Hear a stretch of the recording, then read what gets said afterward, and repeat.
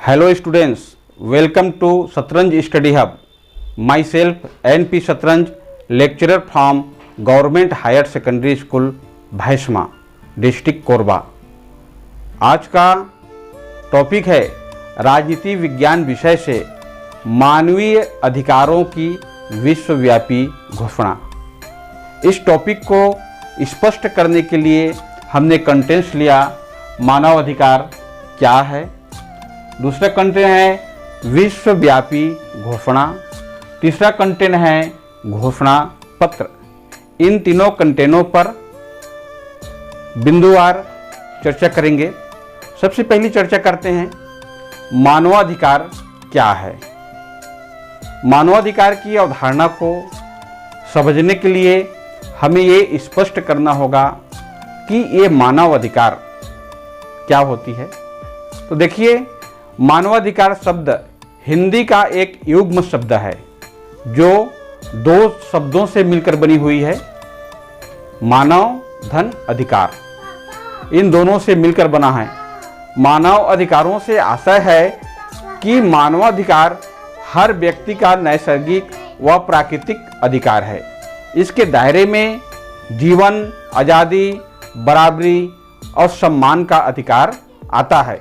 इसके अलावा गरिमामय जीवन जीने का अधिकार, राजनैतिक, सामाजिक, आर्थिक व सांस्कृतिक अधिकार भी इसमें शामिल है। दूसरा है विश्वव्यापी घोषणा।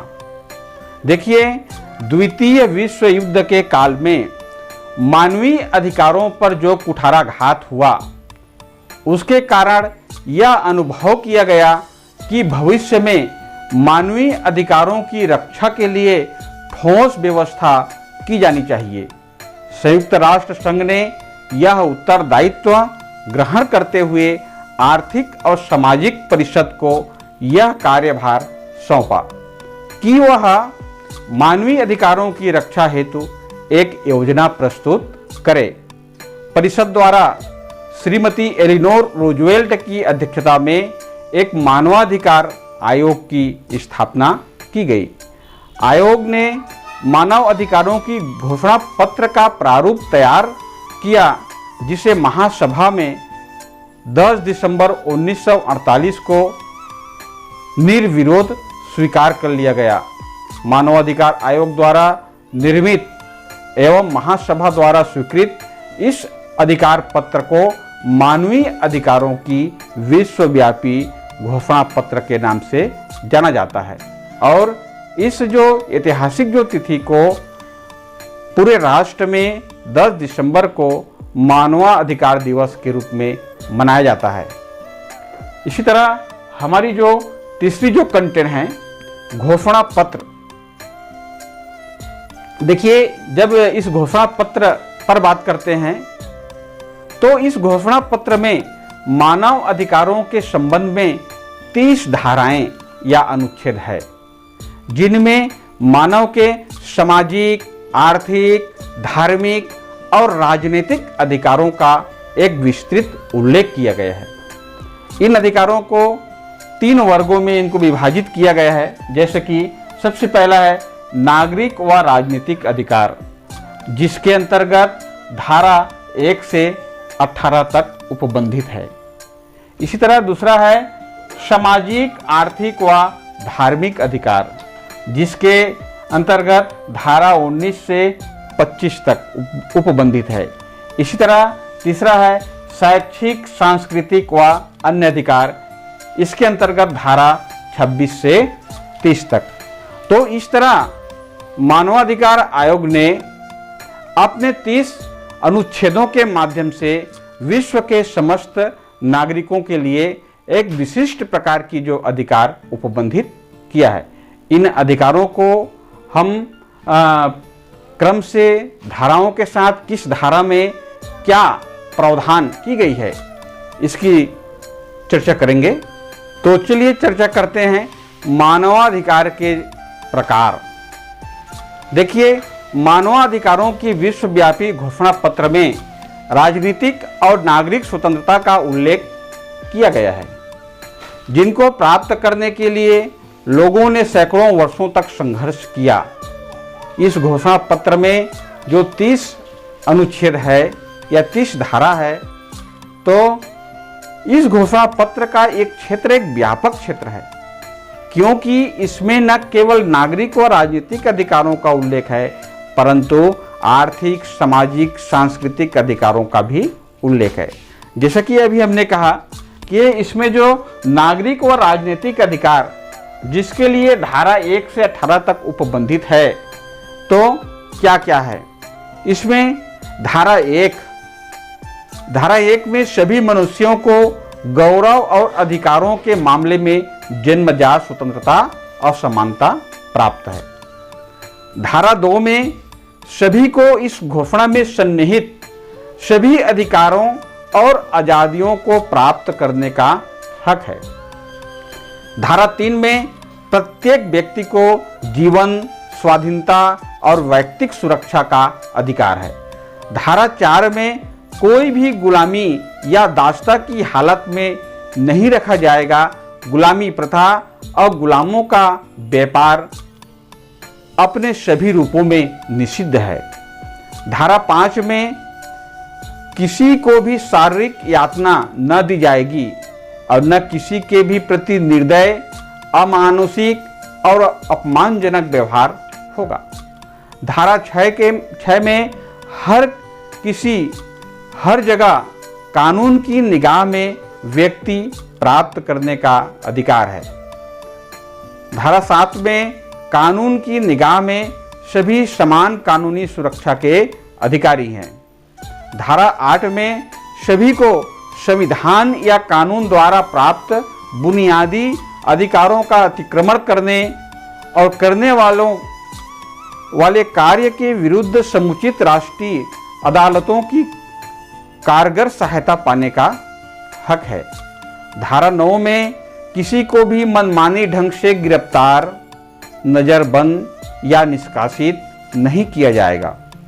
धारा 10 में सभी को पूर्णतः समान रूप से हक है कि उनके अधिकारों और कर्तव्यों के निश्चय करने के मामले में और उन पर आरोपित फौजदारी के किसी मामले में उनकी सुनवाई न्यायोचित और सार्वजनिक रूप से निरपेक्ष एवं निष्पक्ष अदालत द्वारा हो।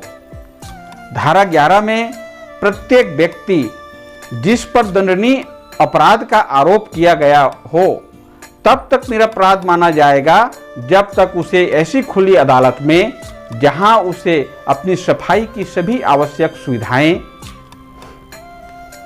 और कानून के अनुसार अपराधी सिद्ध न कर दिया जाए, तब तक अपराधी नहीं माना जाएगा।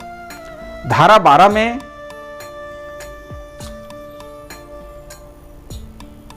प्रावधान है किसी व्यक्ति की निजता या परिवार, घर या पत्र व्यवहार के प्रति कोई मनमाना हस्तक्षेप नहीं किया जाएगा।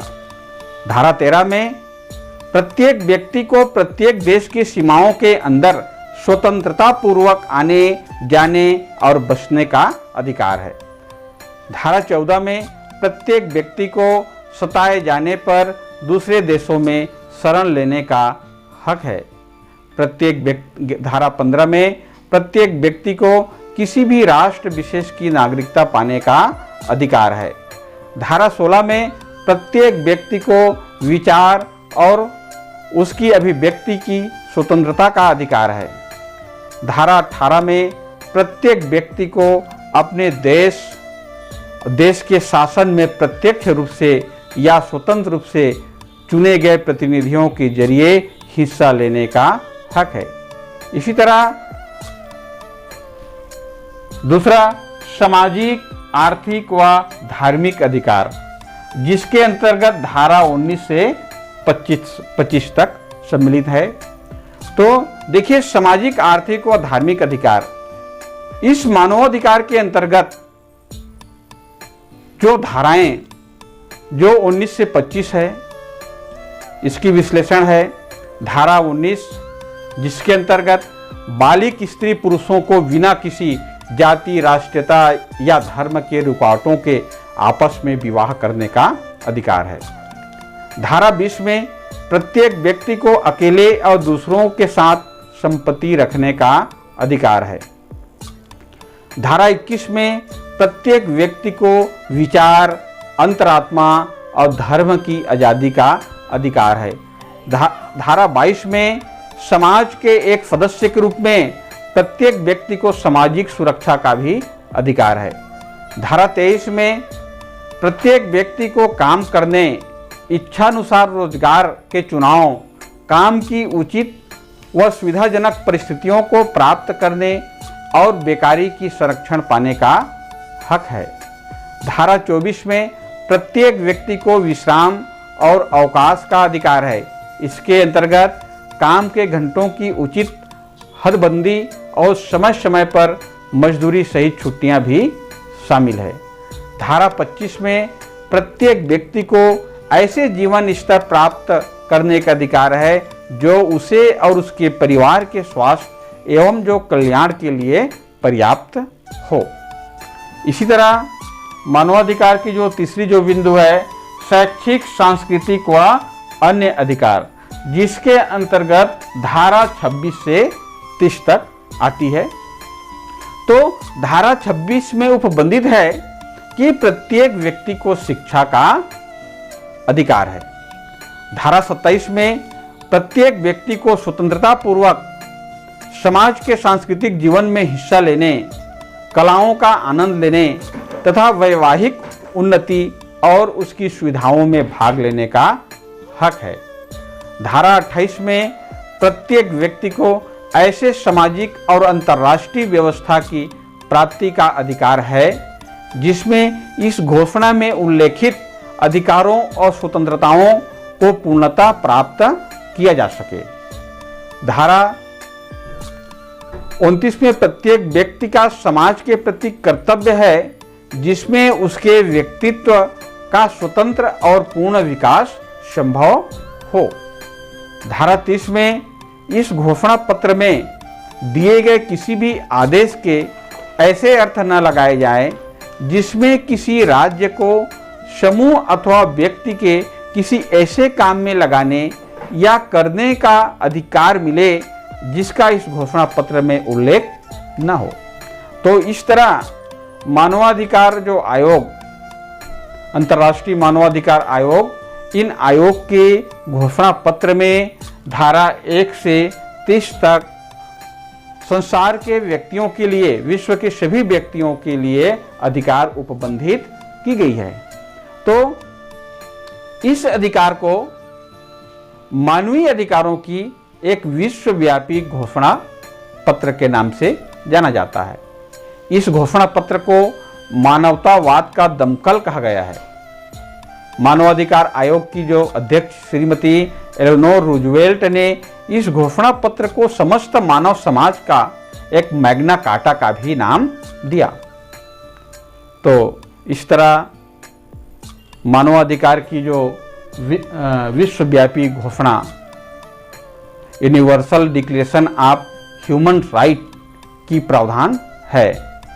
पामर एवं पार्किन के शब्दों में यह घोषणा केवल आदर्शों का प्रतिपादन है, कानूनी रूप से बाध्य करने वाला कोई समझौता नहीं, परंतु यह एक महत्वपूर्ण अंतर्राष्ट्रीय दस्तावेज है। धन्यवाद।